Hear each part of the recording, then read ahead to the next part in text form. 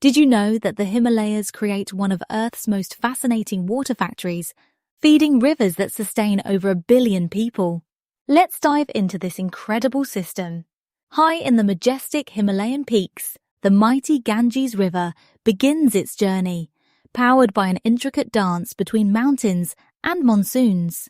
These seasonal rains aren't just water falling from the sky. They're part of a perfectly balanced system that's evolved over millions of years. The mountains catch the monsoon clouds, forcing them to release their precious cargo, while glaciers steadily melt to maintain year-round flow. This perfect balance controls everything: how much water flows, how much soil moves, and how fertile the valleys below become. It's like a giant natural machine, carefully calibrating water and sediment to create some of Earth's most productive farmland and richest ecosystems. What would happen to this delicate balance if climate change alters the monsoon patterns? Share your thoughts below.